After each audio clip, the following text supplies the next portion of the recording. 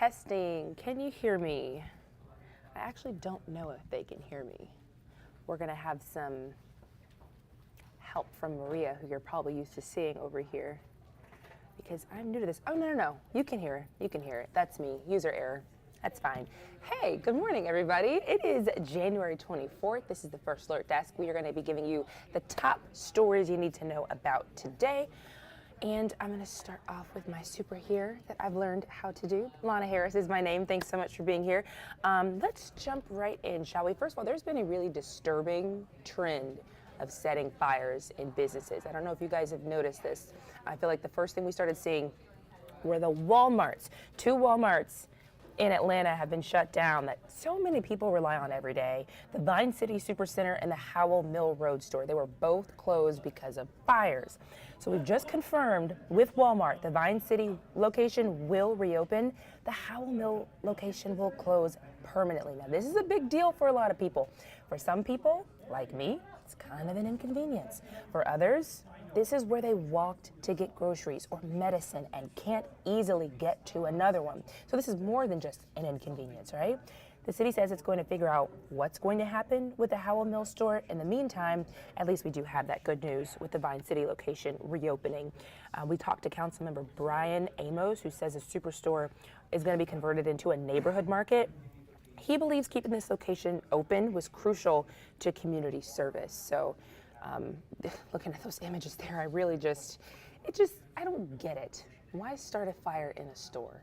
I just don't see the point, I guess. What do you get out of that? I don't know. Speaking of fires, that's not the only one. Target was also set on fire. This one happened last night. This is the location in Buckhead, and people inside were sent running. Okay, specifically, this was on Piedmont Road last night. Atlanta Fire Department believes a fire was started near a mattress in the middle of the store. We are still working to find out the extent of the damage there and how soon before that store is going to reopen. But again, I just don't see what starting a fire accomplishes for anybody. In fact, if this is one of your friends doing this, really sit them down and tell them we're all tired. Another fire. This one happened a while ago. And this is actually a good story. This is a good update for you. This is the Krispy Kreme. Remember when this happened? It's the iconic Krispy Kreme on Ponce in Atlanta. It was actually damaged by fire twice, and then it had to be demolished a couple of years ago.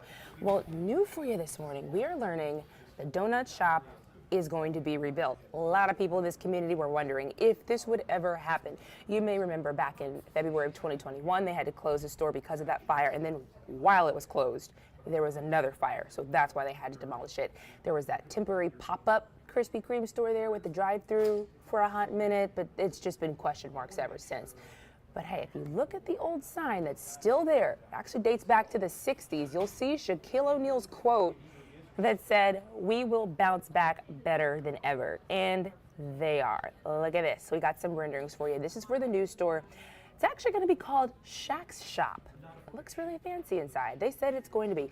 I hear it's going to be 24 hours, and the plan is for it to open up this summer. We had some reporters out there today, and I can tell you that there was construction equipment in the parking lot. So it's actually going to happen. This, to me, I think opens up the question, do you like hot donuts when the hot light is on or when it's a little cold? I actually only specifically like them when they're a little cold because they just disintegrate into your mouth. Unpopular opinion, I know, but that's okay. The other one is kind of scary, actually, this story. Do you have a VR headset, virtual reality?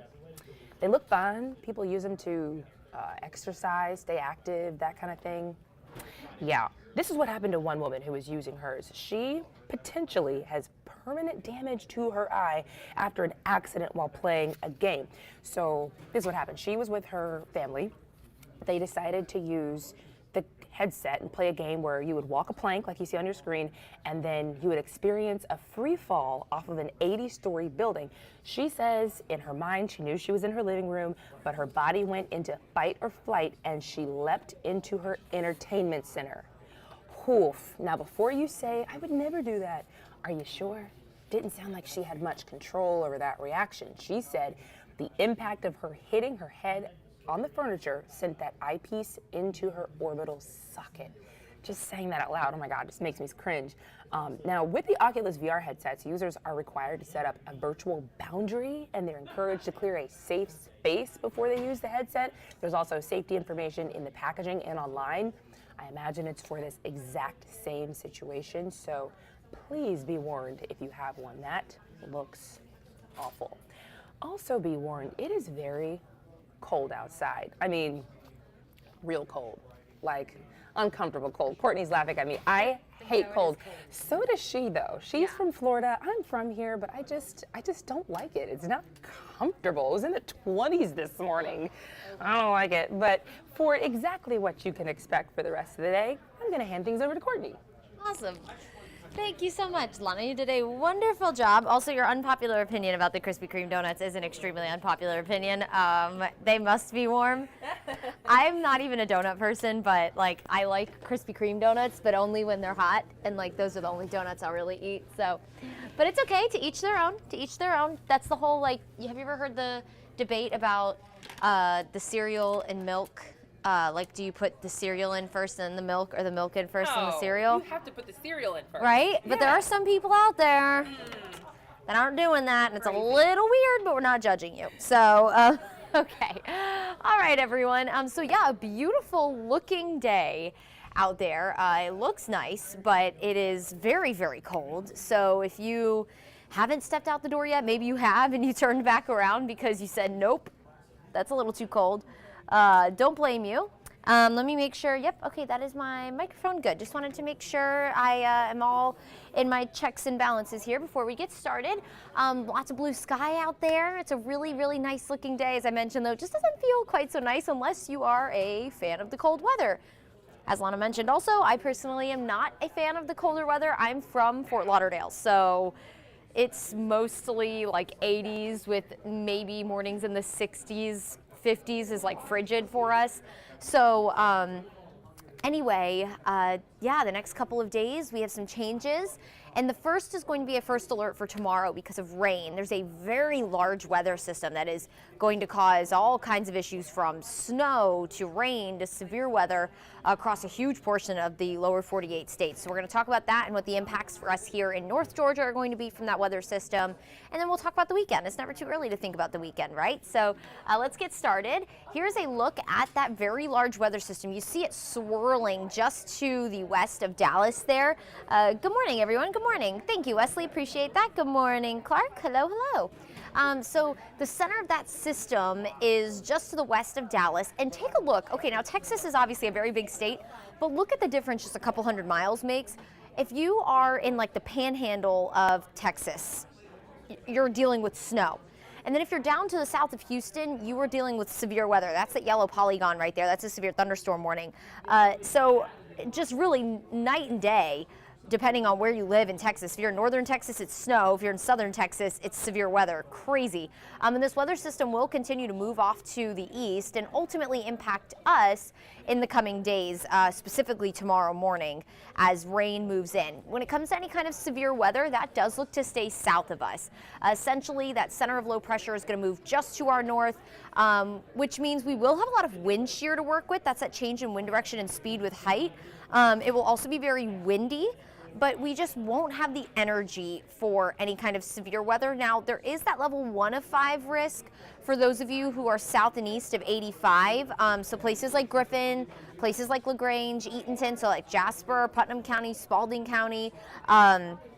It is possible to maybe have an isolated severe storm. We are not looking at anything remotely close here in our viewing area that we saw last week. We'd be looking at primarily damaging wind gusts. Now, if you have friends and family in central Georgia, so we're talking the Macon area, Macon southward, they're under that level 2 of 5 threat, and their threat's a little bit greater than ours. So we're really not worried about the severe weather. As that front progresses through the southeast and through Georgia and we start to heat up, they'll start to get at that energy that will promote the chance for more scattered severe weather. We, for the most part, are not looking at any severe weather, but it will be rainy and it will be very windy, and we could have a strong storm. But most of us will deal with just very blustery conditions and the rain. We'll have maybe just a few claps of thunder kind of embedded in there through the morning tomorrow. In the meantime, it's cold. So let's talk about today. I kind of wanted to give you what the big story is that we're looking ahead to first, and now we're going to talk about what's going on out there right now. For those of you maybe about to run out the door, head to run some errands, go walk the dog, any of the above. Temperatures are generally near 40 degrees. We're at 41 in Atlanta, 40 in Noonan, 40 in Monroe, 35 in Rome. By the way, the time just before 11 a.m. here. 41 in Ellijay and 39 in Athens. So we are all above freezing. Now we don't need to worry about any black ice. We did have some black ice this morning, patchy black ice across the area in places like Cobb County and Gwinnett County, Hall County. DeKalb County had a handful of patchy black ice spots. So thankfully we don't need to worry about that anymore. Now that we're above freezing, all that should have melted, and GDOT and crews did a really good job kind of clearing that up and spot treating all the black ice this morning. So that shouldn't be an issue anymore. Now we look ahead to nothing but sunshine, blue sky. I showed you this picture to start off. It is just beautiful at Centennial Olympic Park there, looking at the bends. A really fun spot to hang out during football season. Of course, I think the last game was played a couple weeks ago. We did very well, so it was a nice way to end the season there.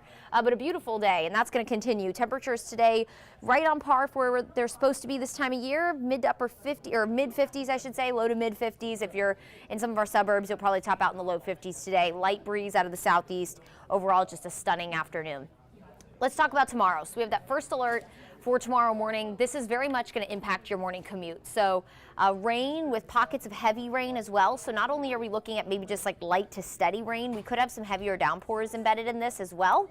So as we head towards 3, rain becomes more widespread across the area. That physical front moves in just in time for the early commuters. So this is 6 a.m.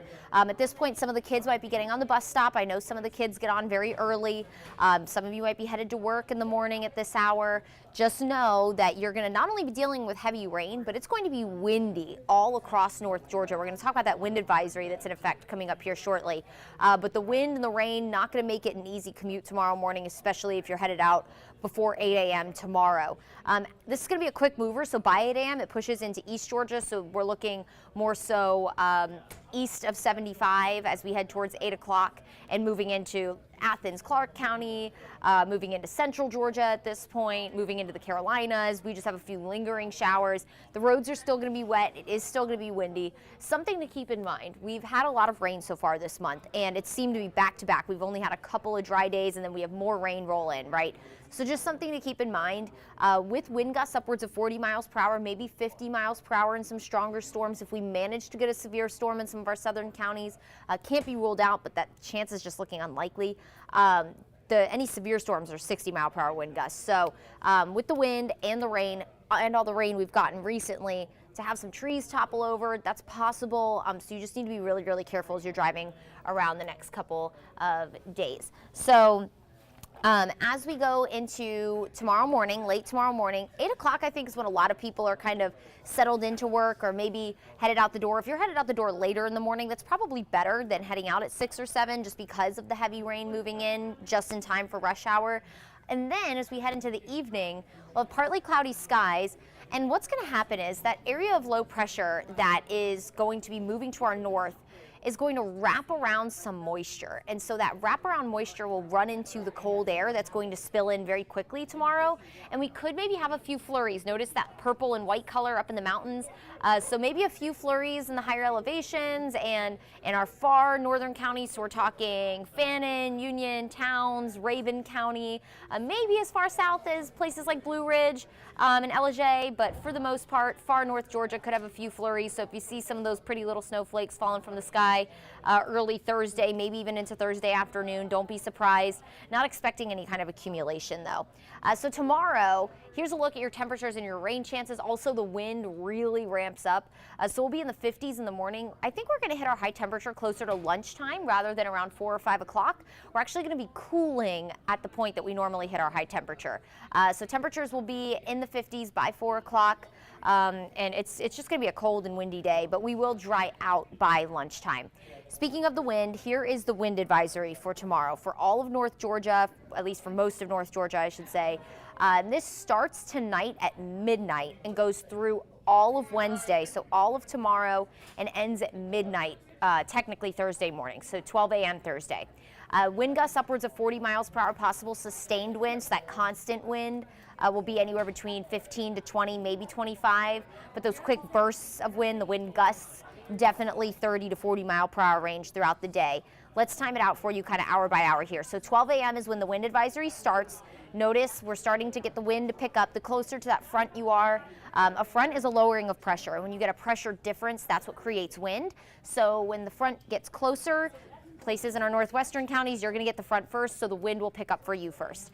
22 mile per hour wind gusts possible up in Ellijay, Rome, Carrollton, Canton. So as you're sleeping tonight, when you go to bed and you're, nice and sound asleep, you might hear some of that wind just whistle outside your windows. I know my house personally, so I have a chimney at my house, and that thing sounds like a train when the wind kind of like rolls through that chimney. It's crazy. It's like a tunnel.